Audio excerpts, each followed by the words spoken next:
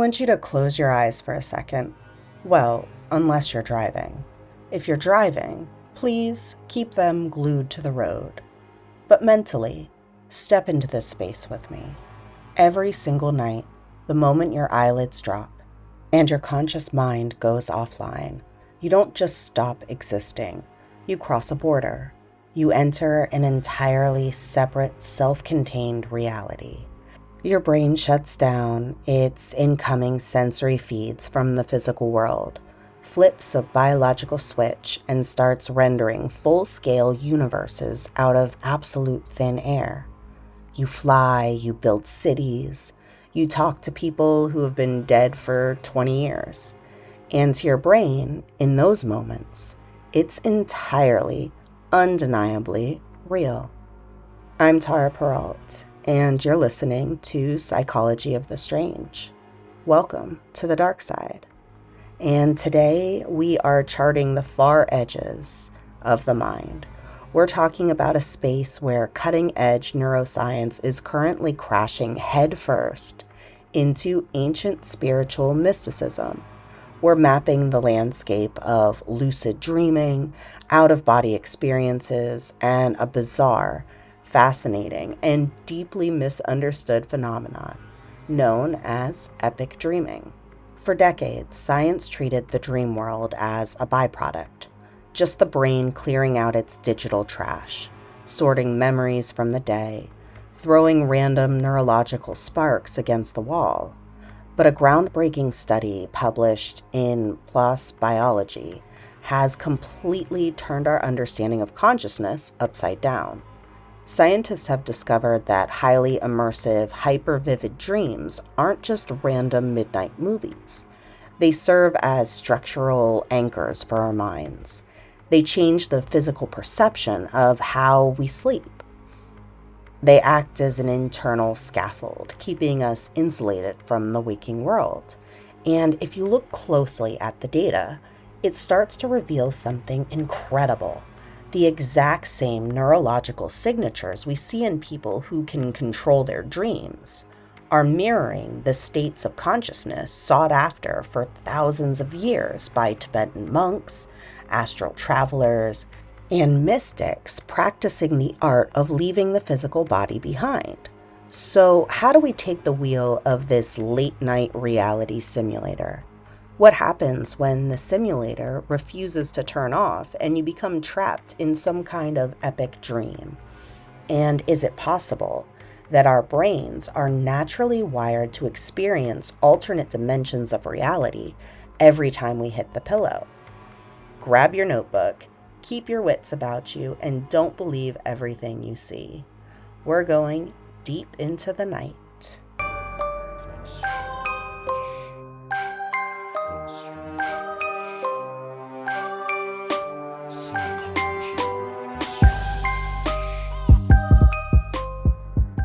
So let's start with the hard science, because what researchers just uncovered is wild. Traditionally, if you ask a sleep scientist what deep sleep looks like, they'll point to a brain monitor called an EEG. They'll show you slow, massive delta waves.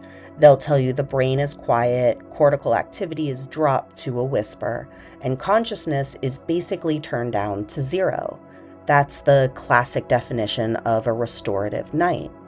But a team of scientists at the IMT School for Advanced Studies, Lucca in Italy, decide to look at a phase called NREM2 sleep. This is non-rapid eye movement stage 2. It makes up roughly 50% of your total time asleep. It's the transition zone, the middle ground between light dozing and deep slow wave sleep. They monitored 44 adults across multiple nights, collecting over 1,000 sleep reports by waking them up at random points during the specific cycle and asking, what were you just experiencing and how deep did that sleep feel? And here's where the textbook kind of gets thrown out of the window.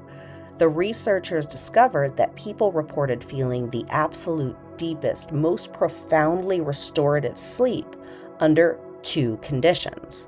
The first was total blacked out unconscious, which makes sense. But the second condition, it was when they were caught right in the middle of highly immersive, vivid dreams. Think about how counterintuitive that is. When you're having an incredibly vivid, intense dream, your brain metrics show higher neural activity. Your brain looks like it's waking up.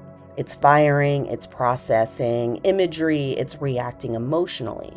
By all traditional logic, that should mean your sleep is fragmented and light. But the data showed the exact opposite. The more immersive, detailed, and world-like the dream was, the deeper and more secure the sleeper felt. So these researchers realized that these intense dreams acted as a shield. They call it an internal scaffold. Instead of waking you up, a highly immersive dream actually buffers your brain against external disruptions.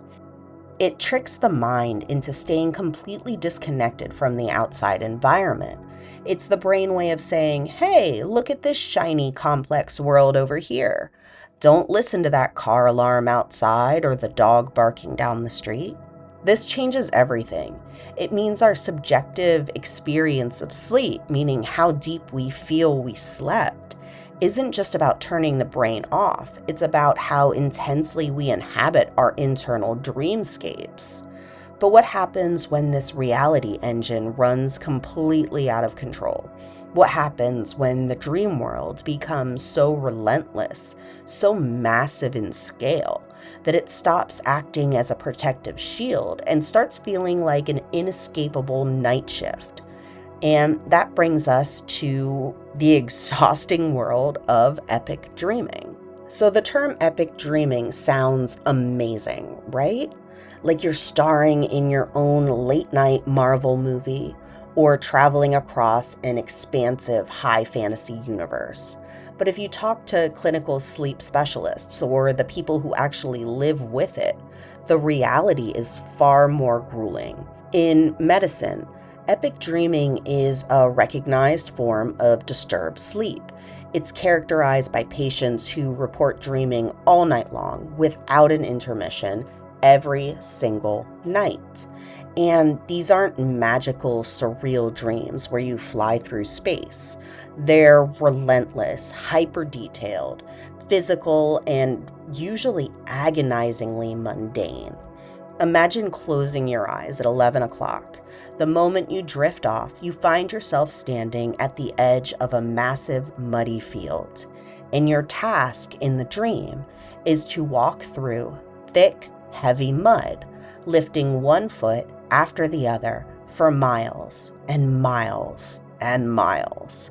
Or maybe you're sorting millions of white index cards in alphabetical order in a sterile, windowless basement. Or you're scrubbing the floors of an endless, winding mansion, room after room, hour after hour.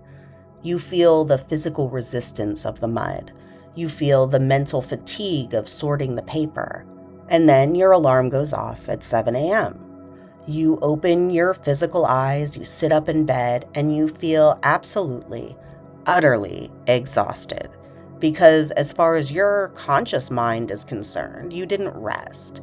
You just pulled an 8-hour shift of manual labor in your head. Polysomnography studies, which track brain waves, oxygen levels, heart rates during sleep, show that epic dreamers have an incredibly unique sleep design. Their brains exhibit longer stage 1 sleep, significant reductions in deep, slow wave sleep, and a massive increase in what's called WASO, wake time after sleep onset.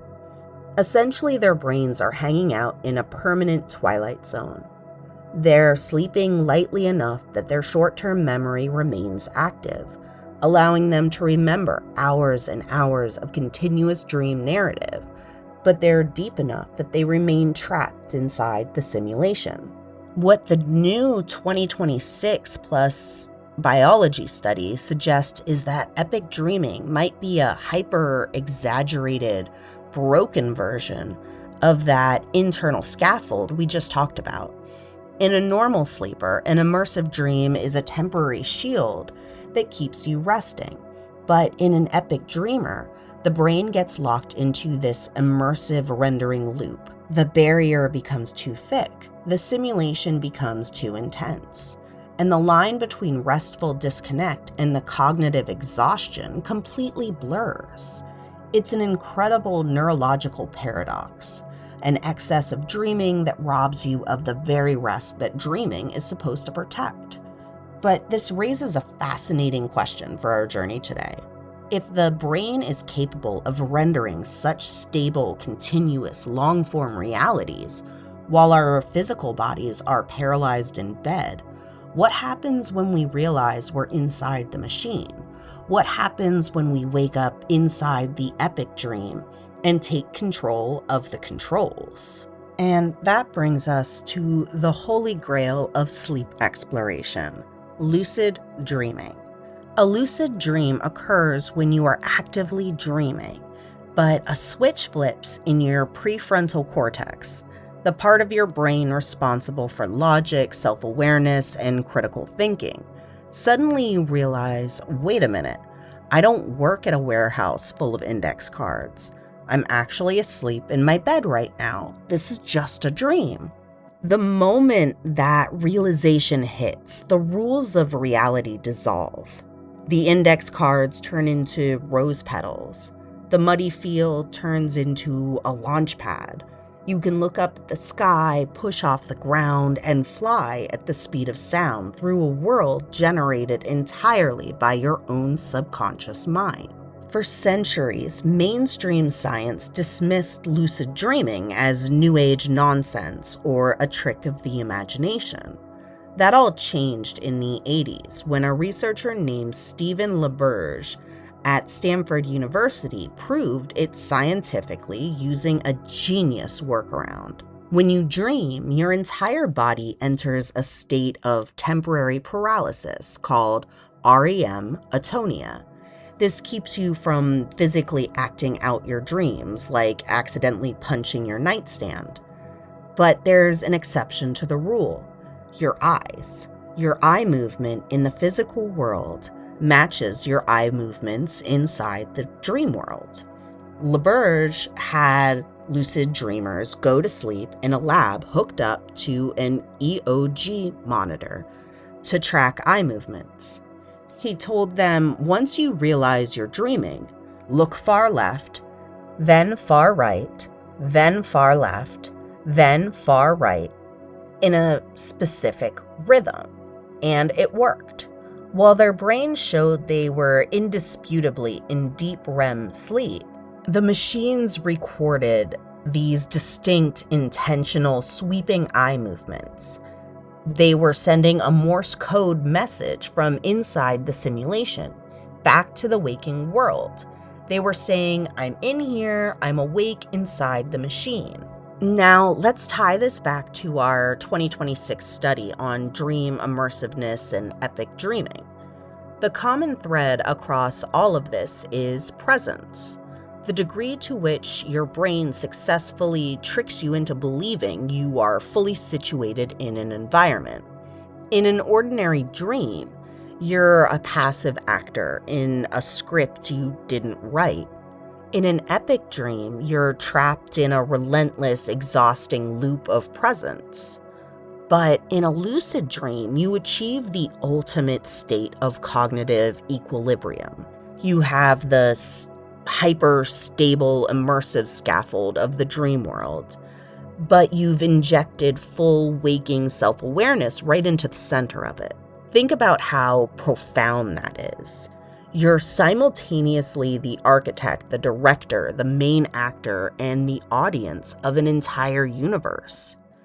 And it's this exact convergence, this specific state of being completely awake yet entirely detached from the physical body, that bridges the gap between modern lab neuroscience and the deepest, most ancient spiritual traditions of human history. If you think lucid dreaming is just a fun way to play real-life video games in your sleep, you're missing the bigger picture. If we look backwards through history, we find that what neuroscientists are mapping in clean, sterile labs today matches the exact territory that mystics and spiritual practitioners have been navigating for thousands of years.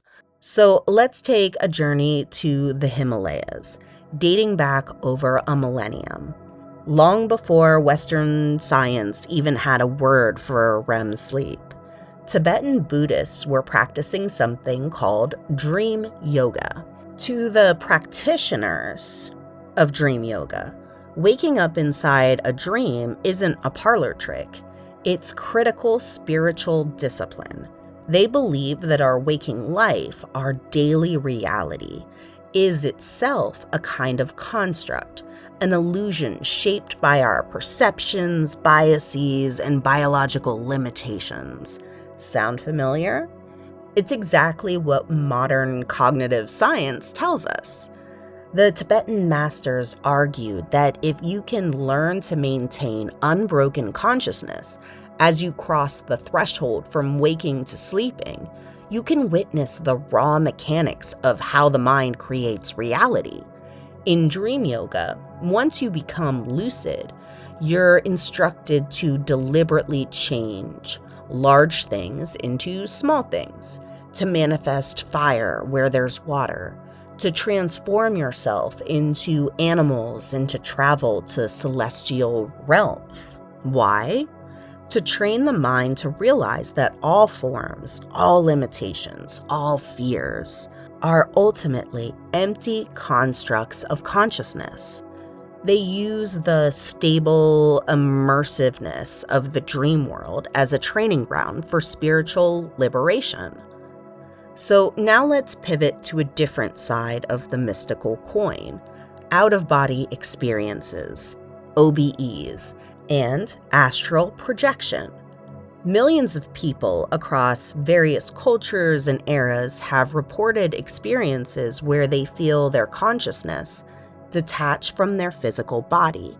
They describe floating up to the ceiling, looking down at their own physical form sleeping in bed, and then traveling through walls, flying across the earth, or stepping into entirely different dimensions. That's often called the astral plane. For a long time, the spiritual community and the scientific community were locked into a bitter argument over this. The spiritual community said, "My soul literally left my flesh." The scientific community said, "It's just a hallucination caused by a glitch in your brain's temporoparietal junction, the area that maps your body's location into space." But if we look through the lens of our new research on dream immersiveness and lucid states, we can find a beautiful unifying middle ground that doesn't cheapen the profound nature of the experience. Think about what happens right before an out-of-body experience or a conscious astral projection. The practitioner usually enters a state of deep, profound physical relaxation while keeping their mind intensely focused. This is known as the wild technique in the lucid dreaming community. Wake-induced lucid dreams. As you do this, your body falls asleep. It slides into NREM2 or REM sleep, and your brain begins to build that internal scaffold we talked about. It completely cuts off the sensory input from your eyes, your ears, and your skin. But because your mind is still wide awake, the very first thing your brain has to render in the simulator is the environment it was just in, your bedroom, most likely. You're lying in bed, so the simulator builds a hyper-realistic, 100% immersive 3D replica of your bedroom. Suddenly, your brain's spatial orientation center slips. You feel yourself float up. You look down and see a rendered version of your body. You step through a rendered version of your wall. Because the simulation is so flawlessly immersive, it feels completely distinct from a dream. It feels like an alternate reality. Whether your consciousness is literally traveling through an external astral dimension or exploring the infinite, uncharted scope of the internal mind, the mechanism is really a miracle of nature. It shows that our awareness is fundamentally elastic. It's not locked down to the physical tracking of our eyes and ears. We're walking, talking reality generators. So how do we apply this? How do we use this new understanding of the brain's internal world to explore these states ourselves without getting trapped in the exhausting loop of an epic dream? If you want to start exploring your own late night simulator, you have to build the bridge between your waking mind and your sleeping mind. Here are 3 scientifically validated techniques to help you take the wheel. The first is the dream journal. So the new study from Luca showed that the depth of your sleep is intimately tied to the immersiveness of your dreams. If you want to increase that immersiveness and gain control, you have to prove to your brain that your dreams actually matter to you. Keep a journal right next to your bed. The very second you wake up, before you check your phone, before you look at your emails, before you even really move your body, write down every single fragment, color, emotion, or phrase you can remember. This trains your neural pathways to retain the memory of the simulation, shifting you away from the blank unconsciousness towards rich, vivid recall. The second is adding in a reality check. In daily life, we just assume we're awake. Because of that, when we're in a dream, we assume we're awake there too, even if we're working an 8-hour shift sorting index cards. So you have to break that habit by practicing conscious critical awareness during the day. Ask yourself right now, is this a dream? Don't just say no, look for clues. Look at a digital clock, look away, and then look back. In a dream, the numbers will almost always scramble or change because the brain's language centers are largely offline. Try to push your finger through the palm of your opposite hand. In waking reality, physics stops. In the fluid environment of a dream, your finger will often slide right through. If you do this 10 times a day while awake, you'll eventually do it while sleeping. And that's the exact moment the matrix cracks open. Then there's the mild technique. Mnemonic induction of lucid dreams. So as you lie in bed falling asleep, repeat a simple, clear phrase in your mind, like a mantra. The next time I'm dreaming, I will remember that I am dreaming. Don't just say the words mechanically. Really feel the intention. Visualize yourself waking up inside a recent dream you had. What you're doing here is leveraging perspective memory, your brain's ability to remember to perform an action in the future. You're setting a mental alarm clock to go off the moment the internal world wraps around you. Every single night, we're handed the keys to an infinite kingdom. The latest neuroscience is finally catching up to what the ancient mystics always knew. Our minds are not passive observers of reality. Whether we're navigating the restorative protective shield of an immersive dream, enduring the relentless marathon of an epic dream, waking up into the boundless freedom of lucidity, or floating out of our bodies into the unknown, we're exploring the frontiers of what consciousness can do. The next time you pull blankets up to your chin and feel the weight of the day slide off your shoulders, don't just think of it as checking out for the night. Think of it as stepping onto the launch pad, The simulator is spinning up, and the only question left is, what will you create when you get there? Thank you for exploring the dark with me on Psychology of the Strange. If you love this episode, make sure to hit that subscribe button, leave me a review on your favorite podcast platform, and share this with a friend who loves to talk about what happens after the lights go out. Until next time, stay curious, stay strange, and sweet dreams.